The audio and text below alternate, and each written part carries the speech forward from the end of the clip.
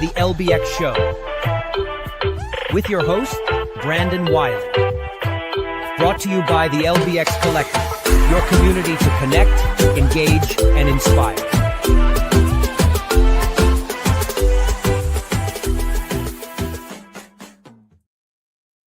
All right. Well, welcome everybody to the LBX show for December 7th, 2025. We are firmly in December. And look, we have a short but mighty show lined up for you today. First, we're going to dive into a news you should know, and then we'll roll into a full open and shut with Kevin Williams to review all the opening and closing trends from the last week. And then we'll round out the show since we had some audio issues with Adam Pratt's Arcade Corner this week, and Chuck DeMonte was taking a short break post IAAPA. So don't worry, we'll get a double dose in next week of Adam Pratt's Arcade Corner. He had actually some really great things to cover. And, that'll be it. That'll round everything out. So that being said, let's dive into some news you should know.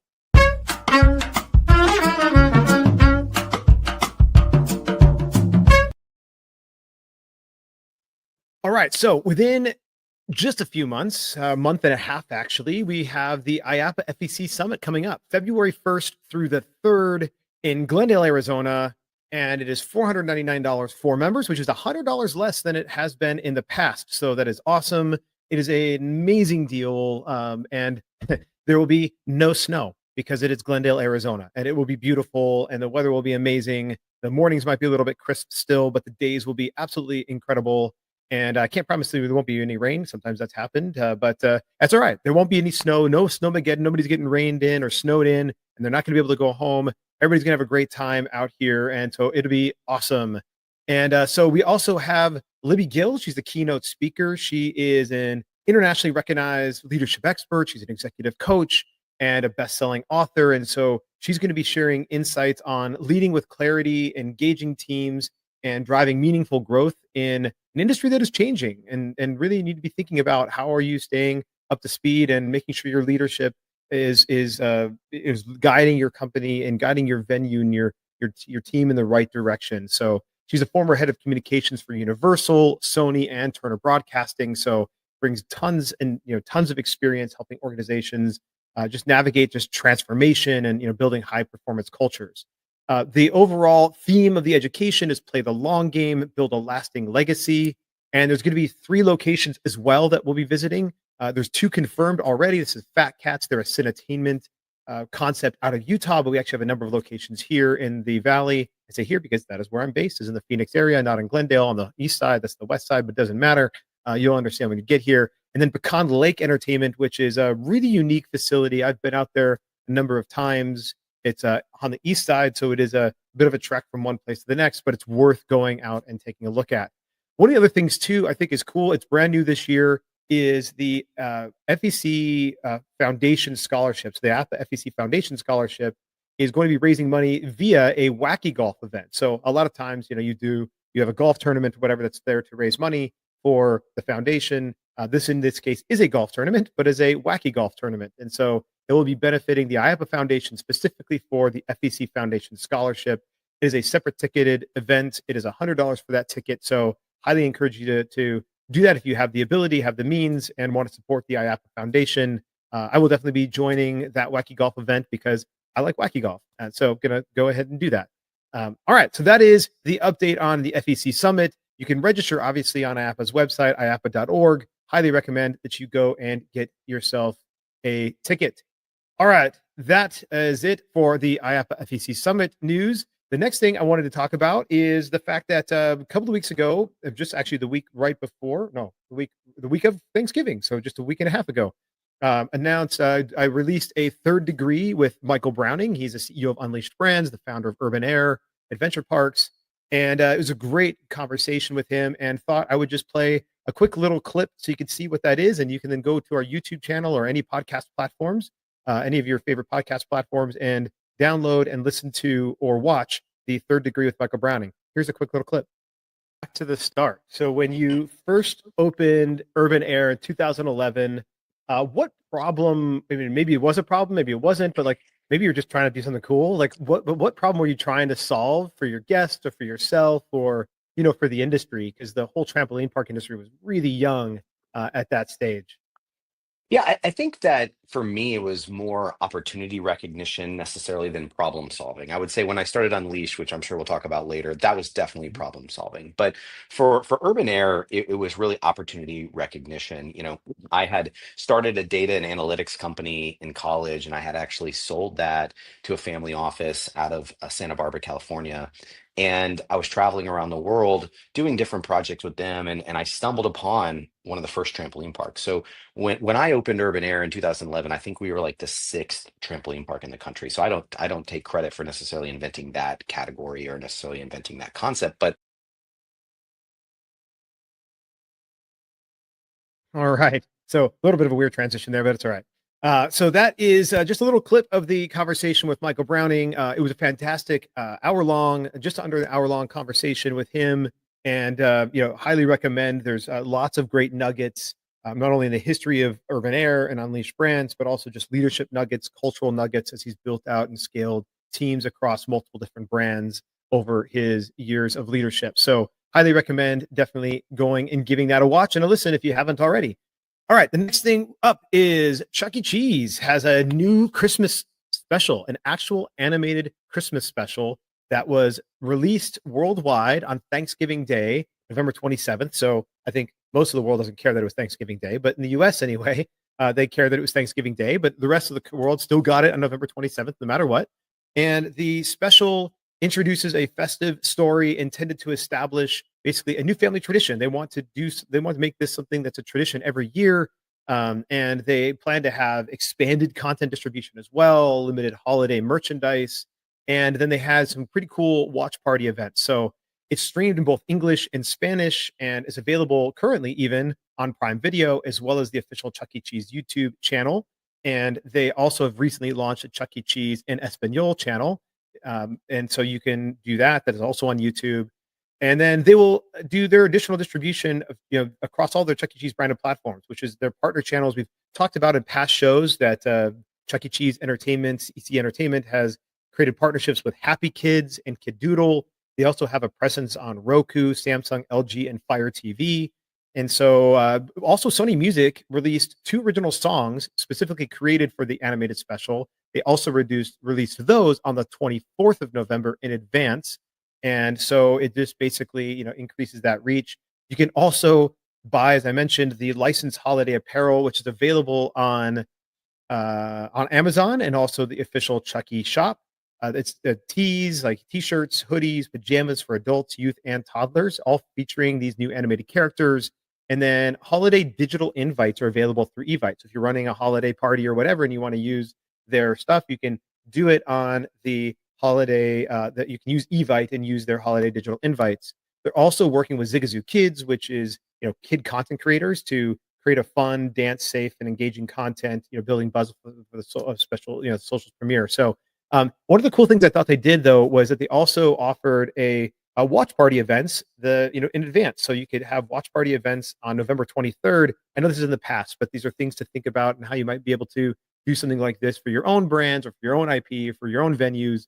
But they offered watch party events. You could go and watch this together at the Chuck E. Cheese locations at a specific time. So that is the Chuck E. Cheese Christmas, and we have. I'll play here just a short clip of the trailer. The trailer is about a minute and a half long. We're going to watch about 20 seconds of it, but gives you a taste for what they have going on.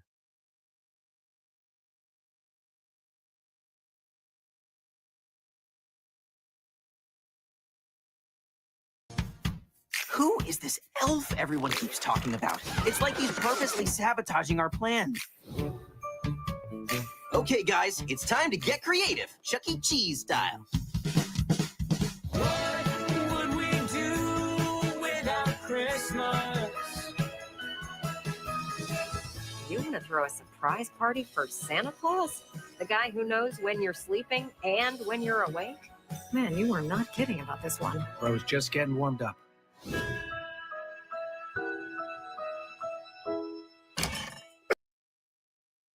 All right, well, that is Chuck E. Cheese Christmas. So, thought it was pretty interesting that they had that going on. So, anyway, look, this is just one more way to think about if you have IP. Like, obviously, it's not easy to just go out and create an animated show. But look, start thinking about how you can do merchandise and other things as well out there. So I would definitely think of different ways that stuff can happen.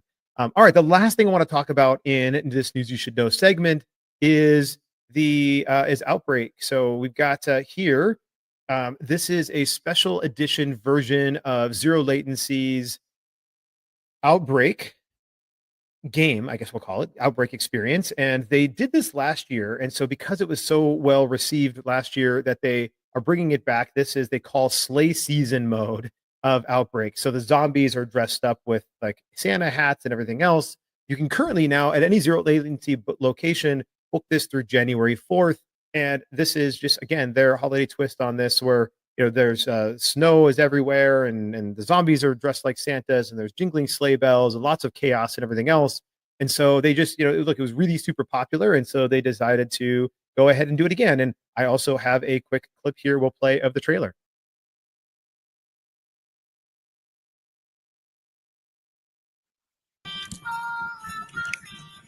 Security sensors are picking up movement on your level.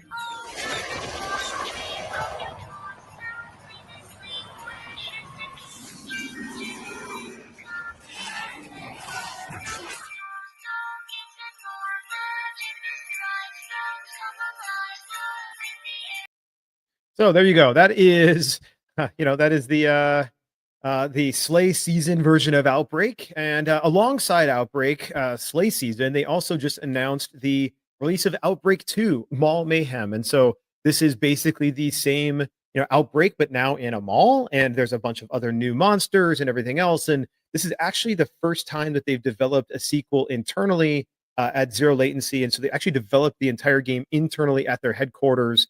And so this was not like an outside partnership, but basically it's filled with mutant zombies, spitters, spewers, boomers, new strains, new nightmares, a feeding frenzy of the dead.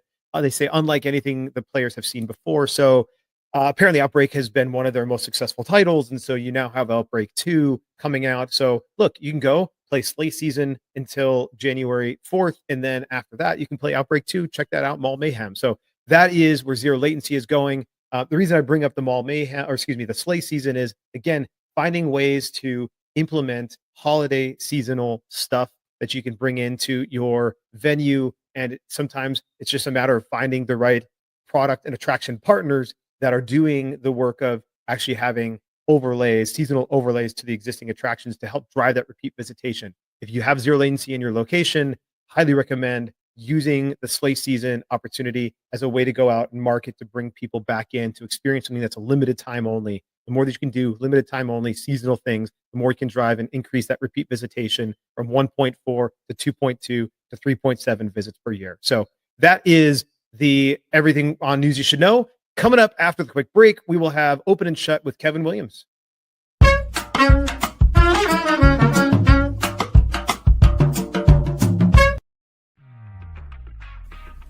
Intercard is the only cashless system designed, developed, and manufactured all under one roof. They introduced cashless technology to the amusement industry and have been leading the way for over 30 years.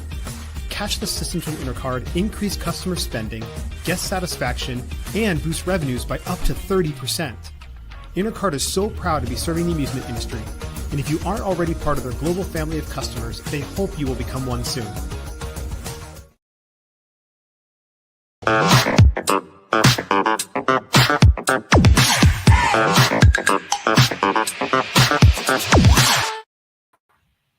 Hey, a big hello and welcome to Open and Shut. I hope I find you well, Brandon.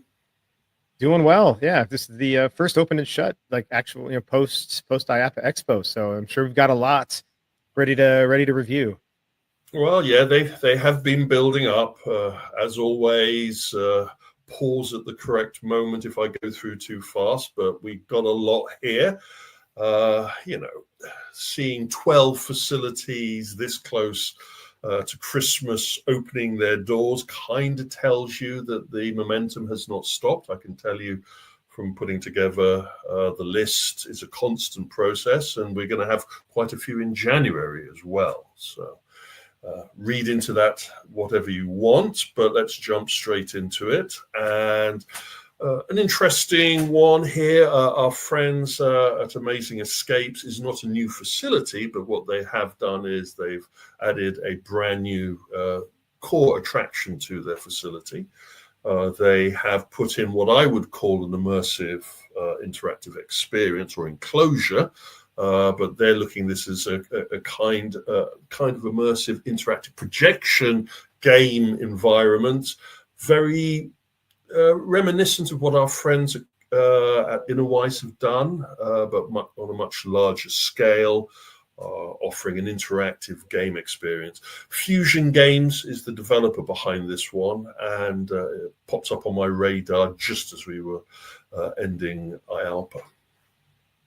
Yeah, this is a hard one to get a good sense for how the audience is reacting, how the guests are reacting, because they've been around for a while. They were in a traditional escape room facility. They have phenomenal reviews as an escape room, 5 stars out of 627 Google reviews. I mean, that's almost unprecedented to be able to maintain that level of reviews. So it means their escape rooms are really good, but it masks potentially what this experience is. So I wish that we could dig a little bit deeper into the reviews to find out how the audience is reacting to it.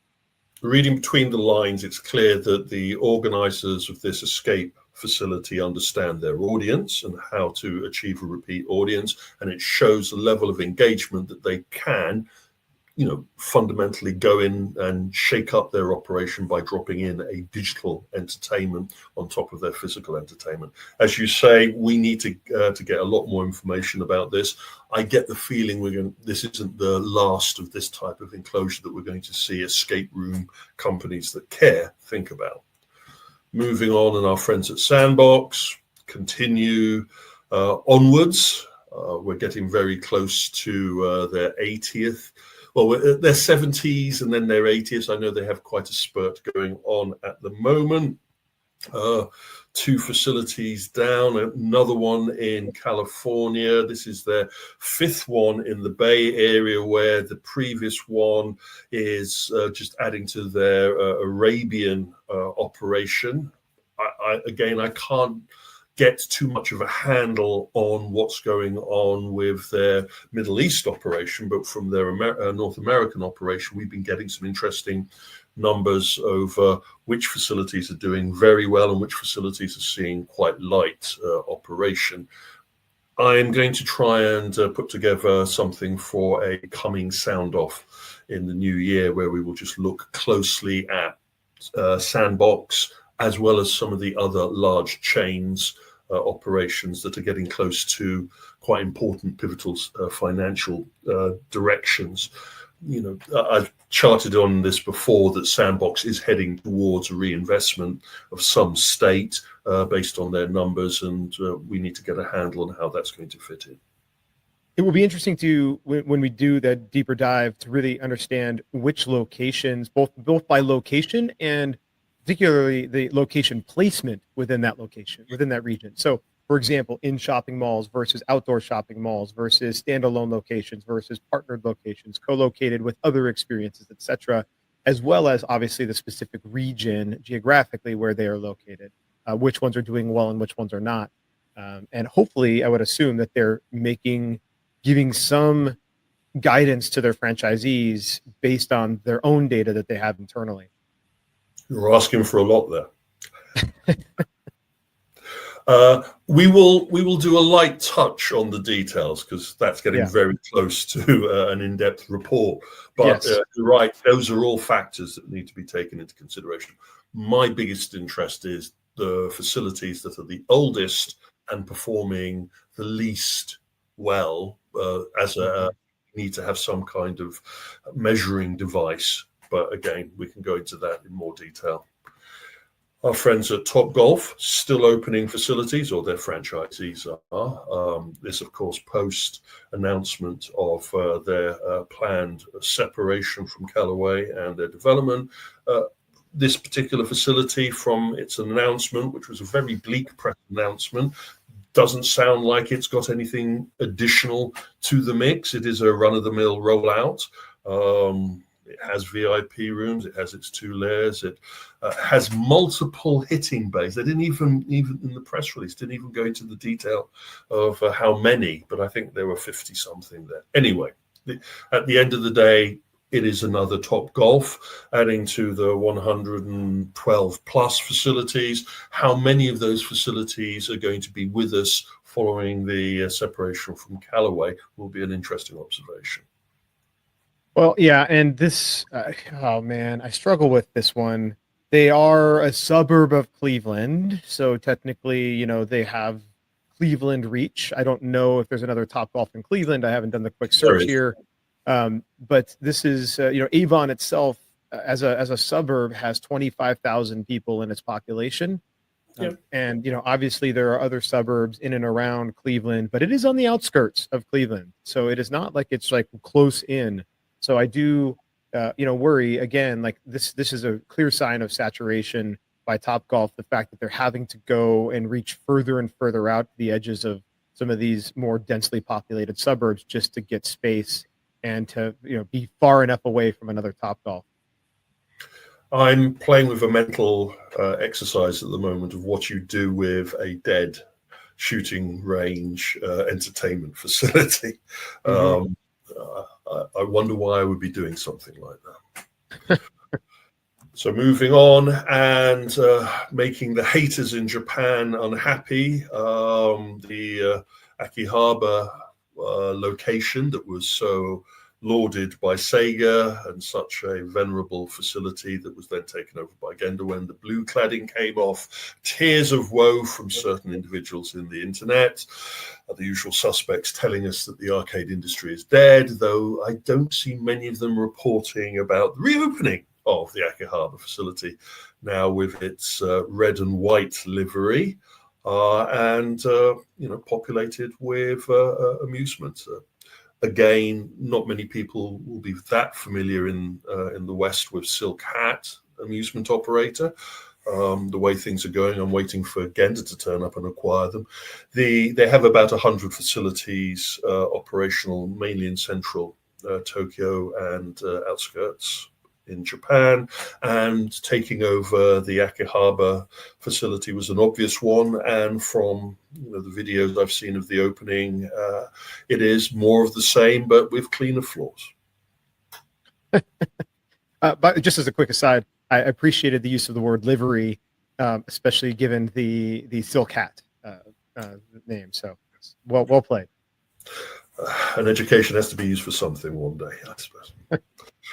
The other one in Tokyo that was interesting for me on my radar was VR-based Tokyo. Now, I was just coming off the research that I've been doing for the coverage of IAAPA, where we had Tokyo Dome showing off their VR and MR chops, and this is just another of the VR-based Tokyo experiences out there. I would argue that this is more of a couple of motion seat simulator experiences and maybe a VR arcade machine of sorts. Interesting that this is Dino Amusement.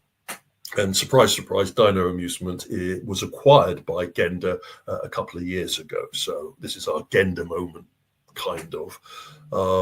That said, we have a propaganda moment later on. Our friends at Time Zone have opened up in Singapore, another venue, adding to the over 300 facilities.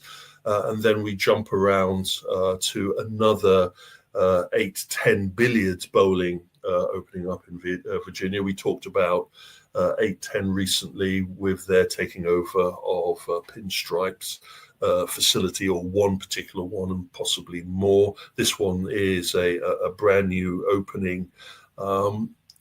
16 facilities at the moment. I get the feeling that by this time next year they'll be up to the high 20s. Yeah, I would agree with that. And interesting that they've added in the, you know, crazy darts alongside laser tag. I mean, it feels a little bit like trying to grab at a bunch of different things, but yes. Crazy Darts is a fantastic product. My guess is their laser tag is also probably Lasertron So it'll be interesting to see if they formed a longer term, partnership together in at least as far as those types of attractions. As with the time zone, as with the 810, it is now becoming very difficult for me to define these purely as bowling entertainment facilities. They are now mixed use leisure entertainment sites, no matter how much some people will kick at the table for that description. The next one is our GIGO moment, as I stated, yet again, another run-of-the-mill rollout. I don't mean to insult it. It is a formula that is obviously working for them by the number that they're rolling out. I wish we had the size of the facility rather than just the number of amusement. And then we have, yet again, another facility, brand new, going in. We get a better idea of the number of cranes and the prize machines and the amusement. But again, it is a formula that is working well for them, as well as including, in this particular case, the inclusion of their karaoke chain. And we will be talking about GIGO's investment in other secondary components to their entertainment market in the Japanese sector, which we can expect to see in the Western side. And then we come to the end with a Spanish chain. I've talked about Illusion Space before. They have about 30 facilities dotted around Spain and Italy. They offer what is the closest we have in that market to an FEC, a family entertainment sector, though they are going very heavily on secondary attractions next door to the amusement that they offer. So, you could call them a mule light in comparison to the others, but it is an example of how a local area market, a local territory, is now applying itself to entertainment mix. Moving on to the openings and the shuts, and Punch Bowl Social. Well, is this an example of a facility finding it difficult to operate in a particular locality? Is this an example of a landlord putting the prices up and making it difficult for the facility to operate? Or is this an example of a more systemic problem within the Punch Bowl Social operation? They have 15 facilities out of here. I am not seeing the other sites suffering, but it was revealed that there was some legal action taking place that led to the eviction of this particular Indianapolis facility being closed down. I was led to believe from the filings that were made available that it was a relatively successful facility, but there was a dispute. So again, we don't have enough data or datum to work out what's going on here with this particular example, but we're keeping a very close eye on the chain to see if it's reflected anywhere else. Yeah, I mean, this is a new company that came in and bought the Circle Center in early 2024. So, new company comes in, but at the time they hadn't actually owed anything when they first took over. So this is new. This is definitely racked up since about the early summer of this year in unpaid rent. So my assumption is that when you kind of read some of the numbers in the some of the news covered here, it does seem to be that they just weren't able to generate enough capital internally to pay the back rent in time. And I get the feeling that they already had. Sorry to cut through, but I always feel that they had problems already. And they were exacerbated with the new landlord coming in. The snapshot for us, us amateur slews, is that at least we know what 2 years worth of rent at this location actually cost from the back rent. We also get a snapshot that this is an example of new landlords, the churn that is going through these kinds of venues with new landlords coming in. I don't know if this is not the first example that we've seen of a new landlord coming in and everybody panicking around that or finding it difficult, and then this is the straw that breaks the camel's back. But again, I'm keeping a very close eye on Punchbowl Social just to see how the other 14 facilities are going to act within this infrastructure. News that was given to us just as I was getting off the plane in Orlando. Our sources revealed to us that DNA VR in the UK had fallen into liquidation. This was, the information was coming from members of staff from the 4 facilities that the operation had as they were looking for new jobs.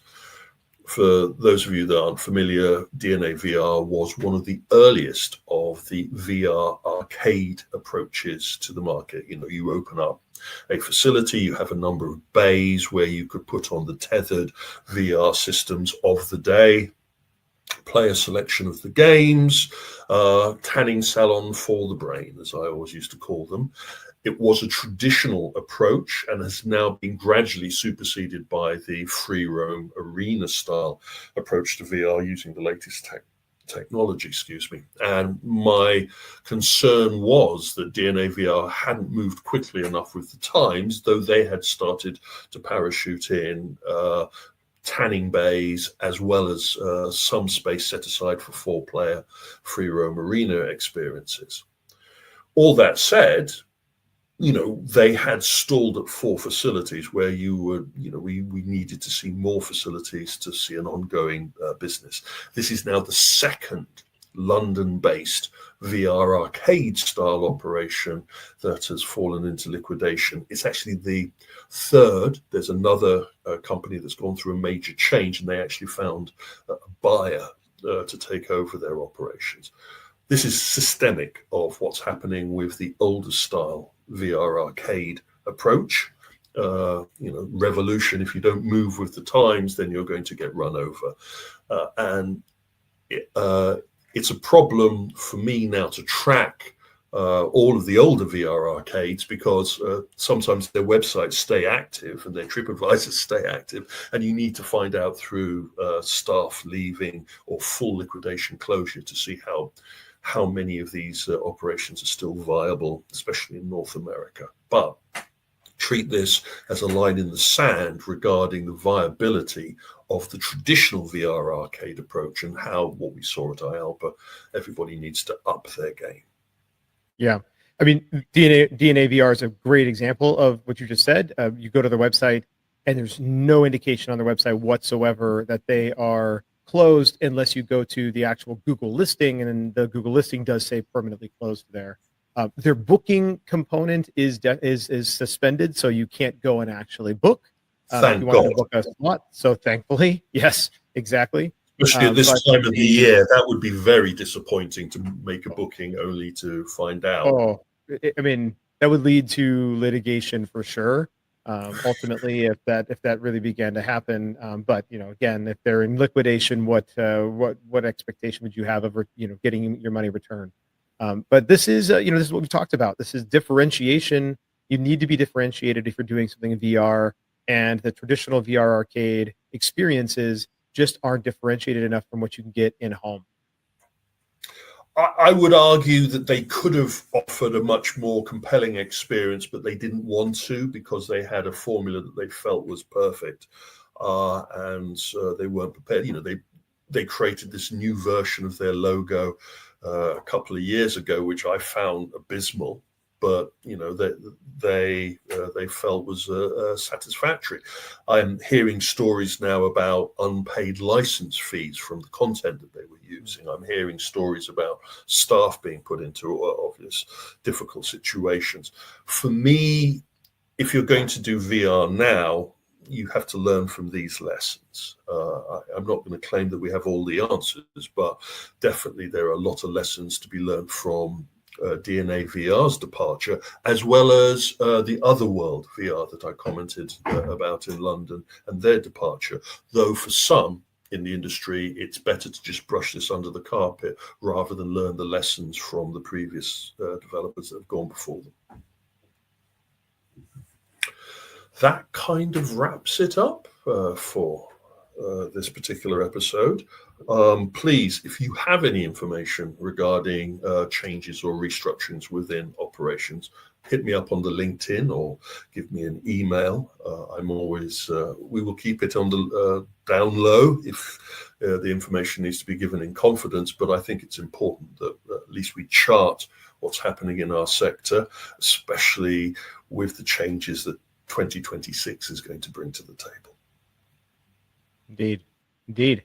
All right. Well, Kevin, stay warm and enjoy your time in Belgium for the upcoming AWE event.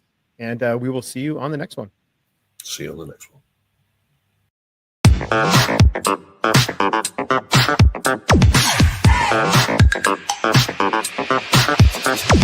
Power up your game floor with Arcades by Alan One.